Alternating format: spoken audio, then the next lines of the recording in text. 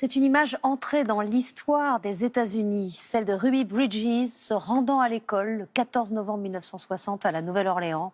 Elle fut la première écolière noire à intégrer un établissement réservé aux Blancs après une décision de la Cour suprême mettant fin à la ségrégation scolaire. Loïc Delamornay et Thomas Donzel nous emmènent derrière l'image. Elle a mis sa plus belle robe, ses souliers vernis, emballé son déjeuner dans son beau cartable. Les symboles bien innocents d'une petite écolière de 6 ans, pourtant protégée par ces grands hommes sérieux, des agents fédéraux qui font rempart autour d'elle. En ce 14 novembre 1960, Ruby Bridges entre au CP à l'école élémentaire William Frantz de la Nouvelle-Orléans. Une photo qui fait l'histoire, car derrière l'image, c'est la haine qui accueille la première petite fille noire au cri de non à la déségrégation.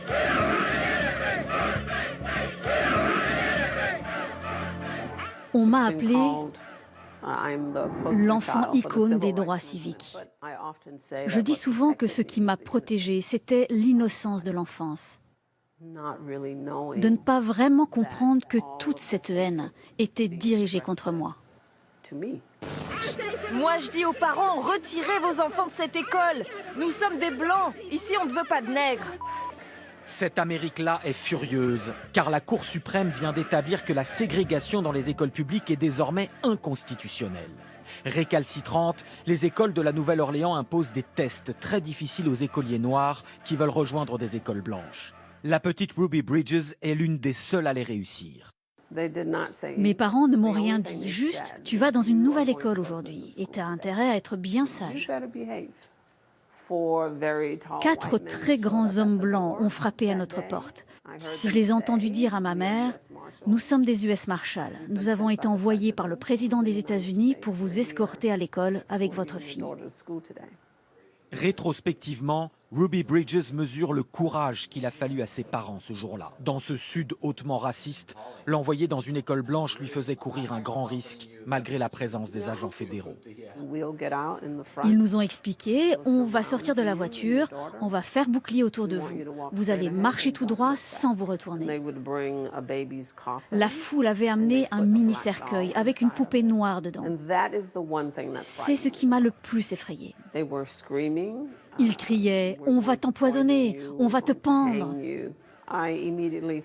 Et j'ai cru que c'était Mardi Gras, car chaque année à la Nouvelle-Orléans, il y a une parade avec des gens qui crient et qui agitent les mains.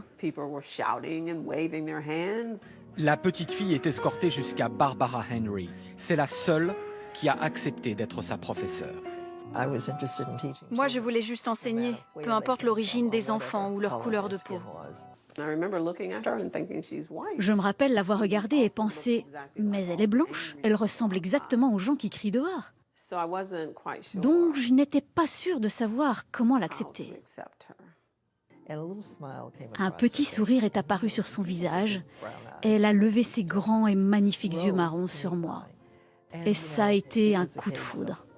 Comment ne pas craquer pour cet enfant et dans un moment pareil? Pendant 1 an, Ruby sera sa seule élève. Aucun autre parent n'a autorisé que leurs enfants la rejoignent.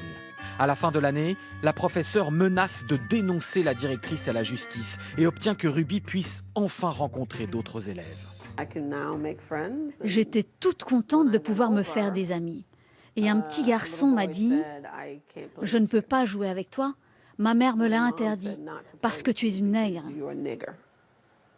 Je connaissais enfin la vérité. Pourquoi l'école est vide? Pourquoi je ne peux pas aller à la cantine? Pourquoi il y a ces hommes qui surveillent la porte de la classe? Pourquoi je ne peux pas jouer dans la cour? Il avait répondu à toutes ces questions parce que tu es une nègre. Heureusement, la haine finira par s'estomper un peu les années suivantes. Des décennies plus tard, Ruby Bridges deviendra agente de voyage et retrouvera l'un des agents fédéraux qui l'avait protégée. Elle a fait tout ce qu'on lui demandait. Elle était très bien élevée. Et on pouvait sentir qu'elle avait une sacrée force de caractère. En 2011, elle est invitée à la Maison-Blanche par Barack Obama, qui a fait accrocher ce célèbre tableau de Norman Rockwell, inspiré de son histoire. Le président aura ces mots : « Si je suis là aujourd'hui, c'est grâce à vous. »